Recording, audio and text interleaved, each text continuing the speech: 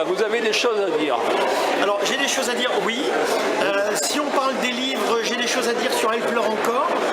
Qui est donc votre premier livre. Alors c'est le premier livre qui est paru en 2014, édité chez les éditions Un Ciel. En fait, c'est un livre qui retrace la traque du nazisme. Donc parfois on parle de roman, tandis que là, vous ajoutez roman témoignage. Alors, roman témoignage, oui, parce que ça parle d'une partie de l'histoire que je n'ai pas connue. Et quand j'ai envoyé le manuscrit à l'éditeur, il a demandé, entre guillemets, l'âge que j'avais.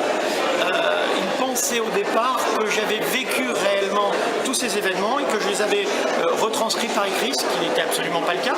Donc, c'est une partie romancée de la Seconde Guerre mondiale, de la fin de la Seconde Guerre mondiale jusqu'à nos jours. Et c'est la raison pour laquelle il a placé le bouquin dans la rubrique des romans témoignages. Vous n'avez pas retrouvé ce manuscrit dans un grenier Non, j'aurais pu le retrouver comme dans The World, vous savez, dans un cartable glissé au fond d'une brocante, et non. Eh non, c'est vraiment vous qui avez écrit ça. Oui. Donc qu'est-ce qui vous amène, à votre âge, jeune, finalement, encore, on peut dire encore jeune. Une grosse quarantaine d'années. Voilà, donc on peut dire jeune. Je me permets de dire jeune vu mon âge. Qu'est-ce qui vous amène à vous intéresser à ce sujet? Eh bien, tout simplement. Qui n'est pas le sujet le plus people du moment. Absolument, mais tout simplement pour le devoir de mémoire. Parce que sur les jeunes générations, alors moi j'ai 2 enfants qui ont un peu plus de 20 ans, on s'aperçoit que cette période de l'histoire, même si on l'aborde encore à l'école, laisse moins de traces que les traces qu'elles ont laissées dans nos mémoires quand nous étions en cours à ce moment-là. Et donc c'est juste pour perpétuer la mémoire que j'ai décidé de coucher sur papier tous ces événements. Oui, mais pourquoi un premier livre avec ces sujets? Vous avez écrit d'autres livres avant qui n'ont pas été publiés peut-être? Absolument pas, c'est le premier. Alors, vous êtes mis à écrire récemment quelque part. Sur le tard, ouais. Donc votre vie d'avant l'écriture, il n'y a pas du tout de traces d'écriture ou il y a simplement de la lecture? Il y a beaucoup de lecture? Il n'y a que de la lecture, il n'y a pas de traces d'écriture ou alors des... Même pas de poésie d'amour à 18 ans? Si, probablement. Si, quand même quelques poèmes. Ouais, certainement, oui. Mais les rimes ne fonctionnaient pas forcément super bien. C'était des rimes mineures. Ouais, voilà, exactement. Non, pas vraiment de traces d'écriture avant, beaucoup de lecture. Et puis, de toute façon, quand j'ai commencé ce livre, alors je ne sais pas si c'est le cas pour les autres auteurs, entre guillemets, mais je ne sais Déjà, on parle de vous, voilà. On ne va pas s'occuper trop des autres. C'est juste pour faire un parallèle, je ne savais pas déjà à l'époque si j'allais terminer l'histoire. Donc je me suis lancé dans l'écriture, dans des aventures de personnages qui ont pris vie, qui ont grandi au fur et à mesure des mois. Et puis comme je vous l'ai dit, alors, sur cette période en particulier, tout simplement pour peut-être dénoncer l'hypocrisie, parce qu'aujourd'hui il se passe plein de choses et on est tous en train de se demander, tiens, si demain il y avait la guerre, de quelle façon réagirions-nous ou de quelle façon réagiraient nos voisins? Voilà, c'est simplement pour essayer d'ancrer dans les mémoires les faits qui se sont produits. Et après, un deuxième livre. Après ou avant? Après. Alors celui-ci est paru l'année dernière, ça fait tout juste 1 an. Il est édité chez les éditions Le Sentier du Livre. En fait, ça n'a absolument rien à voir avec le premier. Le premier, on a vu, c'est un roman témoignage. Ça, c'est un polar qui se passe à Toulouse, qui s'intitule Garance. En fait, Garance, c'est l'histoire d'une jeune fille maltraitée dans sa petite enfance, qui devient schizophrène et qui commet des meurtres sur l'ensemble allez, on va dire sur le grand sud-ouest. Et pour guider les enquêteurs dans les recherches qu'ils font, elle sème sur chacune de ces scènes de crime des indices qui vont permettre, au travers d'énigmes historiques, de permettre aux enquêteurs d'identifier le prochain lieu dans lequel elle va commettre les crimes les plus atroces. Voilà. Donc là, c'est un roman qui flirte quelquefois avec le fantastique. Donc là, c'est votre fond caché d'ancien... C'est mon fond malade qui est ressorti. Oui. Alors que là, j'avais un devoir de mémoire et très sérieux. Là, je suis parti, j'ai ouvert toutes les portes les plus sombres que j'avais dans l'esprit et j'ai lâché l'écriture. Ou alors, après avoir vu le sombre du côté des victimes, vous avez voulu voir voir le sombre du côté d'être l'acteur principal de quelque Probablement. chose. Alors, si c'est le cas, celui-ci est vraiment très très sombre. Puisque, je vous le dis, c'est une jeune schizophrène qui flirte avec le paranormal. Donc, c'est assez particulier. C'est un polar qui nous emmène, comme je vous le précisais précédemment, sur toutes les routes du sud de la France. Donc on peut dire que vous avez attrapé le virus de l'écriture là. Oui, Oui, oui, ça, oui, oui, oui.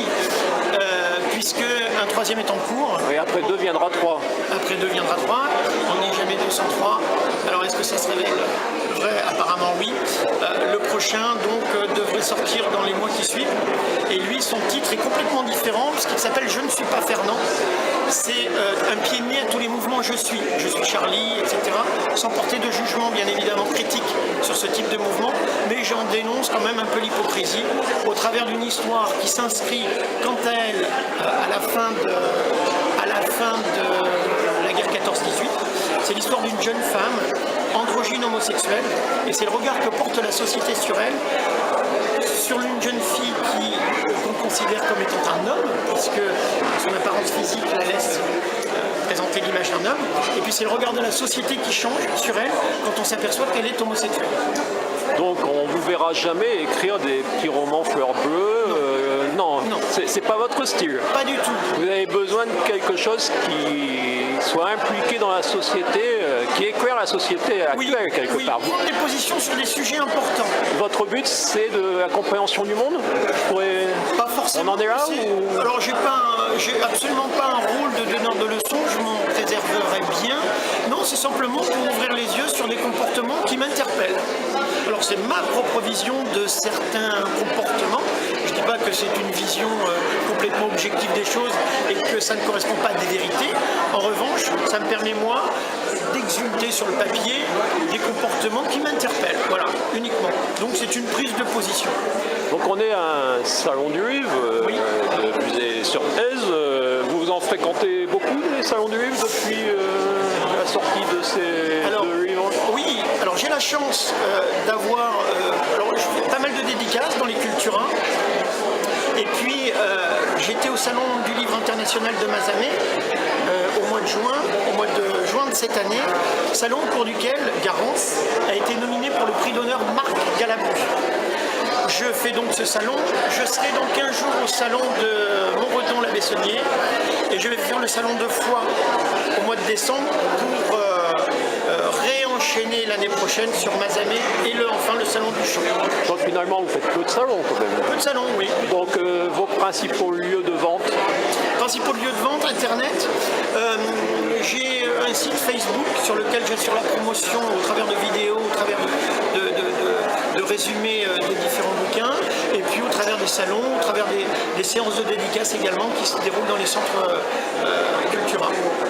Donc voilà, vous serez aussi sur Mon Cuc TV, vous connaissez peut-être Mon Cuc, qui est un village du Lot, Oui, absolument. voilà, qui est connu pour sa sonorité.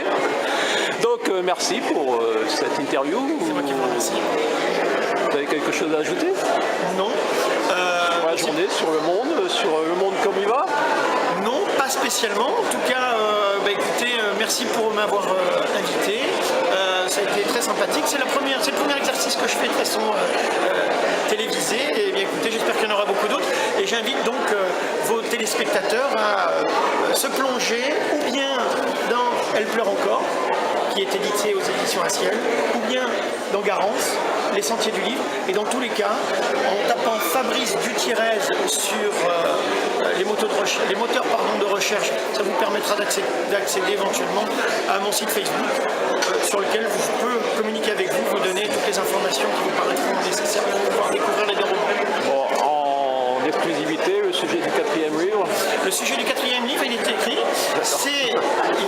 il est terminé, il est prêt à être envoyé aux maisons d'édition. C'est l'histoire d'une jeune femme qui rencontre les plus grandes péripéties pour pouvoir se faire éditer, comme de fait. Donc voilà, on peut dire que vous êtes là dans les salons du livre pour les prochaines années, parce que vous êtes vraiment parti pour une vie d'écrivain. J'espère. Et ce sera avec grand plaisir que je les y retrouverai. Merci. Merci, à bientôt, au revoir. Nous n'avons jamais